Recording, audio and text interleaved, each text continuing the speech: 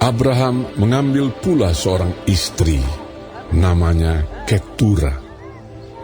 Perempuan itu melahirkan baginya Zimran, Yoksan, Medan, Midian, Isibak, dan Suah. Yoksan memperanakkan Sheba dan Dedan.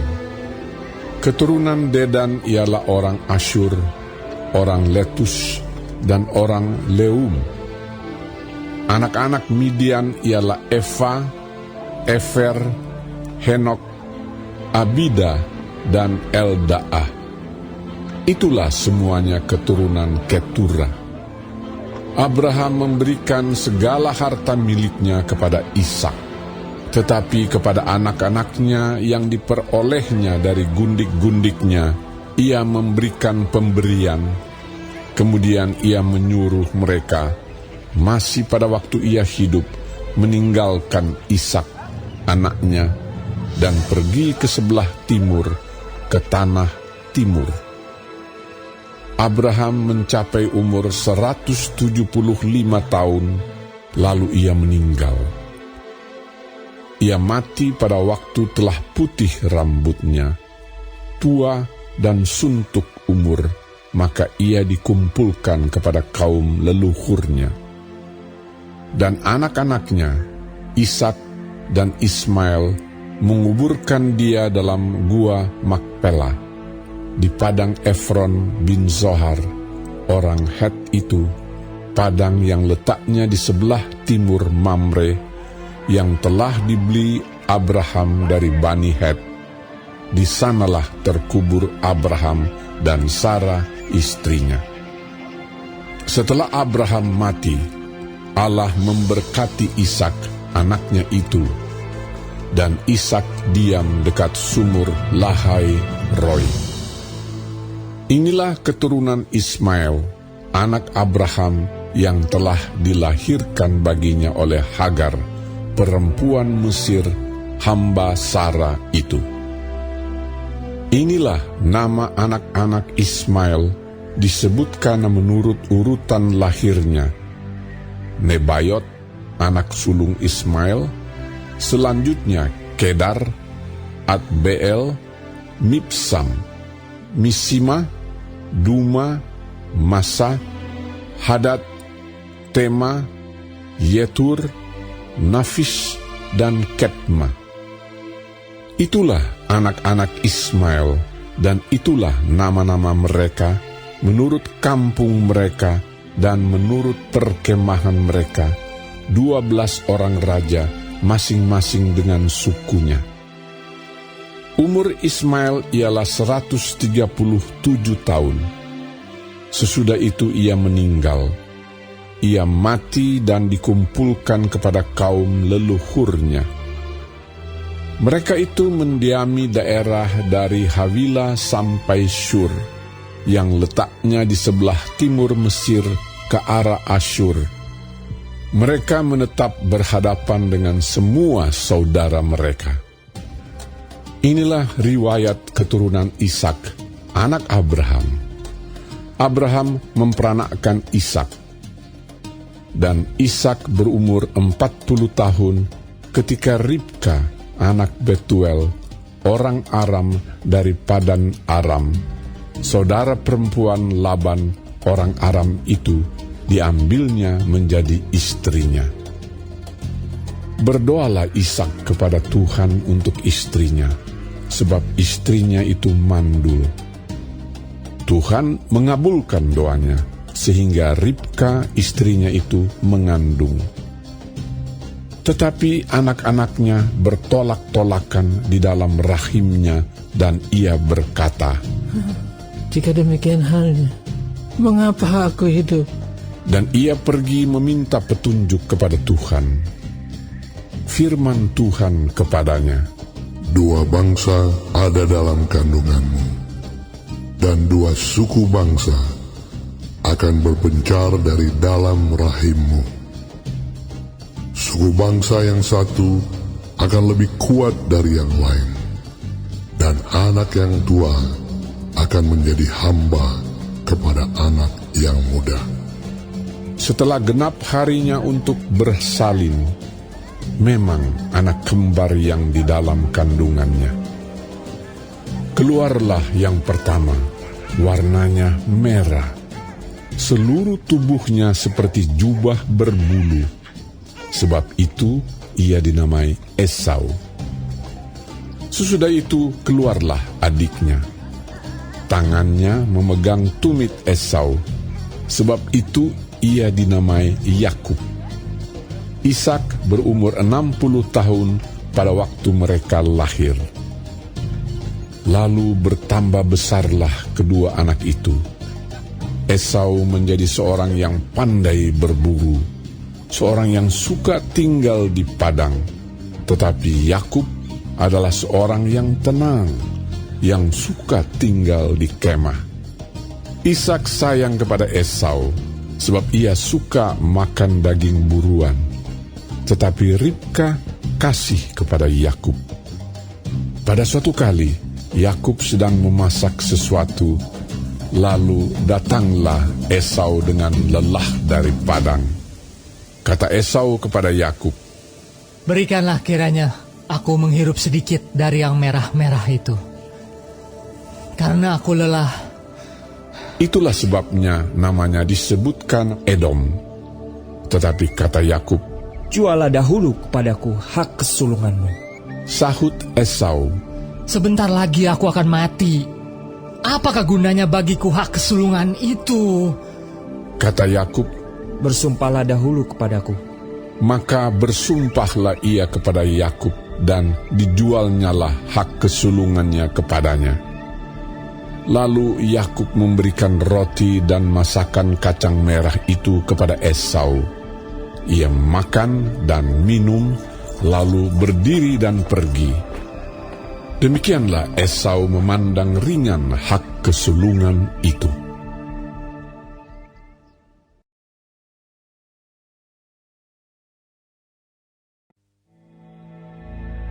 Maka timbullah kelaparan di negeri itu.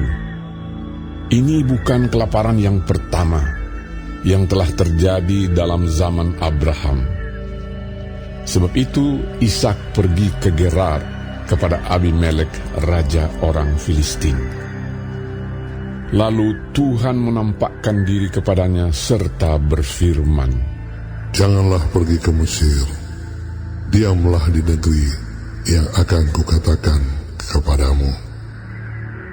Tinggallah di negeri ini sebagai orang asing, maka aku akan menyertai engkau dan memberkati engkau. Sebab kepadamulah dan kepada keturunanmu akan kuberikan seluruh negeri ini, dan aku akan menepati sumpah yang telah kuikrarkan kepada Abraham, ayahmu. Aku akan membuat banyak keturunanmu seperti bintang di langit. Aku akan memberikan kepada keturunanmu seluruh negeri ini, dan oleh keturunanmu semua bangsa di bumi akan mendapat berkat, karena Abraham telah mendengarkan firman-Ku dan memelihara kewajibannya kepadaku, yaitu segala perintah, ketetapan, dan hukum-Ku." Jadi tinggallah Ishak di Gerar. Ketika orang-orang di tempat itu bertanya tentang istrinya, berkatalah ia, Dia saudaraku. sebab ia takut mengatakan, Iya, istriku. karena pikirnya, Jangan-jangan aku dibunuh oleh penduduk tempat ini karena Ribka, sebab elok parasnya. setelah beberapa lama ia ada di sana, pada suatu kali menjenguklah Abimelek, raja orang Filistin itu dari jendela. Maka dilihatnya Ishak sedang bercumbu-cumbuan dengan Ribka, istrinya. Lalu Abimelek memanggil Ishak dan berkata, Sesungguhnya dia istrimu. Masakan engkau berkata, dia saudaraku? Jawab Ishak kepadanya, Karena pikirku, Jangan-jangan aku mati karena dia. Tetapi Abimelek berkata, apakah juga yang telah kau perbuat ini terhadap kami? Mudah sekali terjadi. Salah seorang dari bangsa ini tidur dengan istrimu, sehingga dengan demikian engkau mendatangkan kesalahan atas kami. Lalu Abimelek memberi perintah kepada seluruh bangsa itu, siapa yang mengganggu orang ini atau istrinya, pastilah ia akan dihukum mati. Maka menaburlah Ishak di tanah itu, dan dalam tahun itu juga ia mendapat hasil 100 kali lipat, sebab ia diberkati Tuhan. Dan orang itu menjadi kaya, bahkan kian lama kian kaya, sehingga ia menjadi sangat kaya. Ia mempunyai kumpulan kambing, domba, dan lembu sapi, serta banyak anak buah, sehingga orang Filistin itu cemburu kepadanya. Segala sumur yang digali dalam zaman Abraham, ayahnya, oleh hamba-hamba ayahnya itu, telah ditutup oleh orang Filistin dan ditimbun dengan tanah. Lalu kata Abimelek kepada Ishak, pergilah dari tengah-tengah kami, sebab engkau telah menjadi jauh lebih berkuasa daripada kami. Jadi pergilah Ishak dari situ, dan berkemahlah ia di lembah Gerar, dan ia menetap di situ. Kemudian Ishak menggali kembali sumur-sumur yang digali dalam zaman Abraham, ayahnya, dan yang telah ditutup oleh orang Filistin sesudah Abraham mati. Disebutkannya nama sumur-sumur itu menurut nama-nama yang telah diberikan oleh ayahnya. Ketika hamba-hamba Ishak menggali di lembah itu, mereka mendapati di situ mata air yang berbual-bual airnya. Lalu bertengkarlah para gembala Gerar dengan para gembala Ishak. Kata mereka, air ini kepunyaan kami. Dan Ishak menamai sumur itu Esek, karena mereka bertengkar dengan dia di sana. Kemudian mereka menggali sumur lain, dan mereka bertengkar juga tentang itu. Maka Ishak menamai sumur itu Sitna. Ia pindah dari situ dan menggali sumur yang lain lagi. Tetapi tentang sumur ini mereka tidak bertengkar. Sumur ini dinamainya Rehobot, dan ia berkata, sekarang Tuhan telah memberikan kelonggaran kepada kita, sehingga kita dapat beranak cucu di negeri ini. Dari situ ia pergi ke Beersheba. Lalu pada malam itu Tuhan menampakkan diri kepadanya serta berfirman, Akulah Allah ayahmu Abraham. Janganlah takut, sebab aku menyertai engkau. Aku akan memberkati engkau dan membuat banyak keturunanmu karena Abraham, hambaku itu. Sesudah itu Ishak mendirikan mezbah di situ dan memanggil nama Tuhan. Ia memasang kemahnya di situ, lalu hamba-hambanya menggali sumur di situ. Datanglah Abimelek dari Gerar mendapatkannya, bersama-sama dengan Ahuzat, sahabatnya, dan Pikhol, kepala pasukannya. Tetapi kata Ishak kepada mereka, mengapa kamu datang mendapatkan aku? Bukankah kamu benci kepadaku dan telah menyuruh aku keluar dari tanahmu? Jawab mereka, kami telah melihat sendiri bahwa Tuhan menyertai engkau. Sebab itu kami berkata, baiklah, kita mengadakan sumpah setia antara kami dan engkau. Dan baiklah kami mengikat perjanjian dengan engkau, bahwa engkau tidak akan berbuat jahat kepada kami, seperti kami tidak mengganggu engkau, dan seperti kami semata-mata berbuat baik kepadamu, dan membiarkan engkau pergi dengan damai. Bukankah engkau sekarang yang diberkati Tuhan? Kemudian Ishak mengadakan perjamuan bagi mereka, lalu mereka makan dan minum. Keesokan harinya, pagi-pagi bersumpah-sumpahanlah mereka.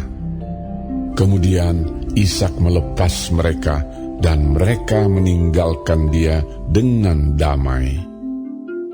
Pada hari itu, datanglah hamba-hamba Ishak memberitahukan kepadanya tentang sumur yang telah digali mereka, serta berkata kepadanya, Kami telah mendapat air. Lalu dinamainyalah sumur itu Sheba. Sebab itu nama kota itu adalah Beersheba sampai sekarang.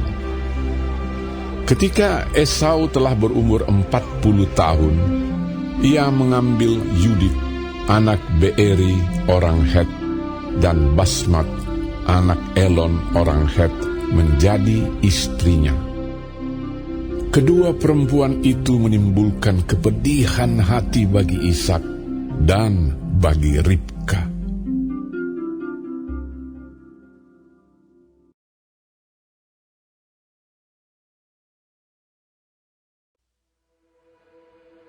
Untuk pemimpin biduan dengan permainan kecapi, menurut lagu yang ke-8, Mazmur Daud. Ya Tuhan, janganlah menghukum aku dalam murka-Mu, dan janganlah menghajar aku dalam kepanasan amarah-Mu. Kasihanilah aku, Tuhan, sebab aku merana. Sembuhkanlah aku, Tuhan, sebab tulang-tulangku gemetar, dan jiwaku pun sangat terkejut. Tetapi Engkau, Tuhan, berapa lama lagi? Kembalilah pula, Tuhan, luputkanlah jiwaku. Selamatkanlah aku oleh karena kasih setia-Mu. Sebab di dalam maut tidaklah orang ingat kepadamu. Siapakah yang akan bersyukur kepadamu di dalam dunia orang mati? Lesu aku karena mengeluh. Setiap malam aku menggenangi tempat tidurku. Dengan air mataku, aku membanjiri ranjangku. Mataku mengidap karena sakit hati, rabun karena semua lawanku. Menjauhlah daripadaku, kamu sekalian yang melakukan kejahatan. Sebab Tuhan telah mendengar tangisku. Tuhan telah mendengar permohonanku. Tuhan menerima doaku. Semua musuhku mendapat malu dan sangat terkejut. Mereka mundur dan mendapat malu dalam sekejap mata.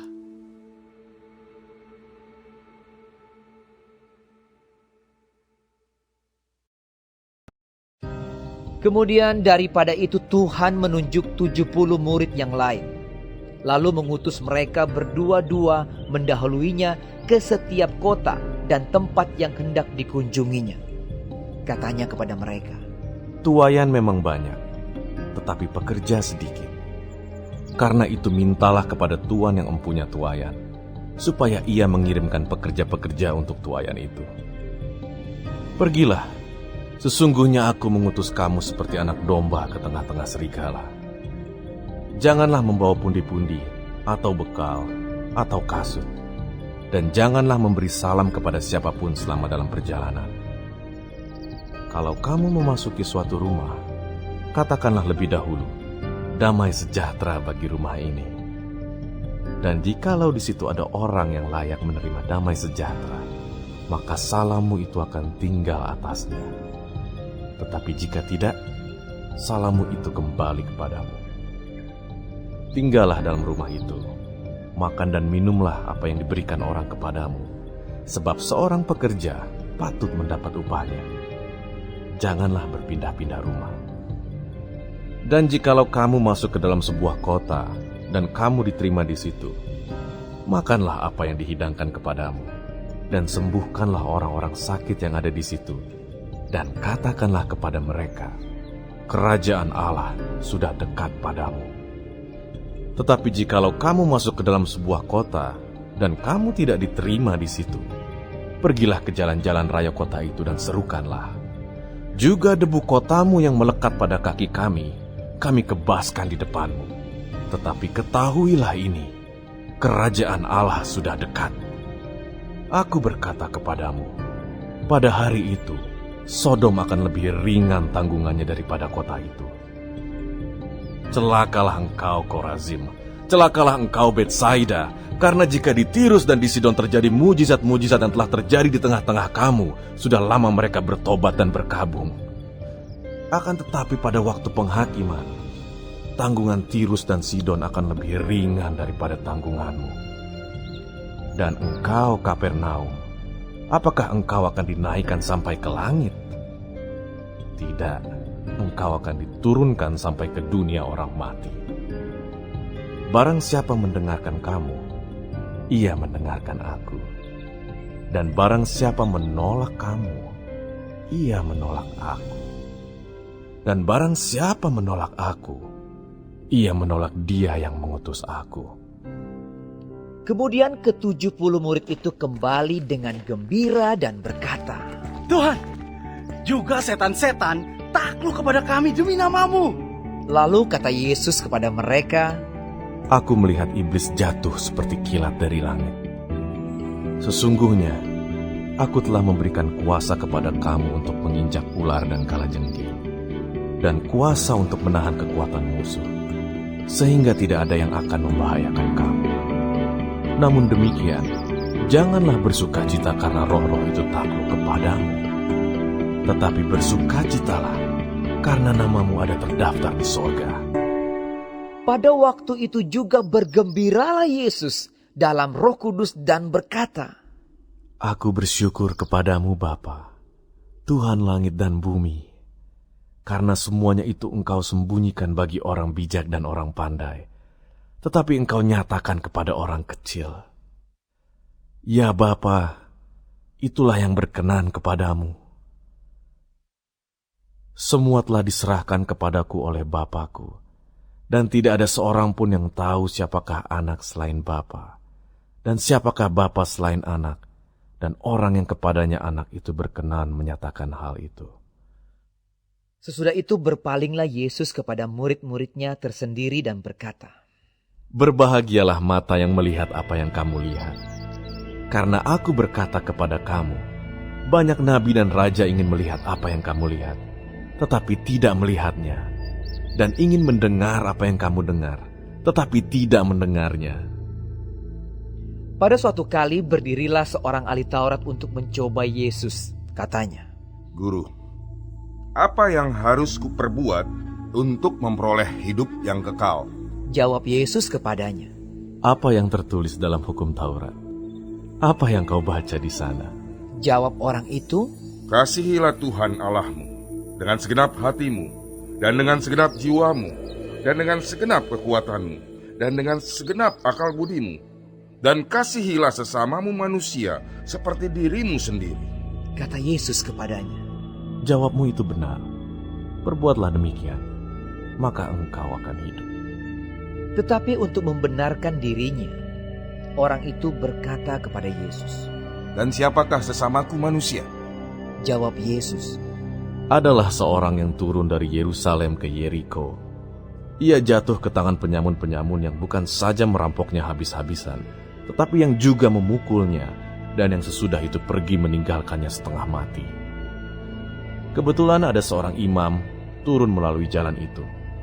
Ia melihat orang itu, tetapi ia melewatinya dari seberang jalan. Demikian juga seorang Lewi datang ke tempat itu. Ketika ia melihat orang itu, ia melewatinya dari seberang jalan. Lalu datang seorang Samaria yang sedang dalam perjalanan, ke tempat itu. Dan ketika ia melihat orang itu, tergeraklah hatinya oleh belas kasihan. Ia pergi kepadanya lalu membalut luka-lukanya. Sesudah ia menyiraminya dengan minyak dan anggur. Kemudian ia menaikkan orang itu ke atas keledai tunggangannya sendiri, lalu membawanya ke tempat penginapan dan merawatnya. Keesokan harinya, ia menyerahkan 2 dinar kepada pemilik penginapan itu. Katanya, "Rawatlah dia, dan jika kau belanjakan lebih dari ini, aku akan menggantinya waktu aku kembali." Siapakah di antara ketiga orang ini, menurut pendapatmu, adalah sesama manusia dari orang yang jatuh ke tangan penyamun itu? Jawab orang itu, Orang yang telah menunjukkan belas kasihan kepadanya. kata Yesus kepadanya, "Pergilah dan perbuatlah demikian." ketika Yesus dan murid-muridnya dalam perjalanan, tibalah ia di sebuah kampung. Seorang perempuan yang bernama Marta menerima dia di rumahnya. Perempuan itu mempunyai seorang saudara yang bernama Maria.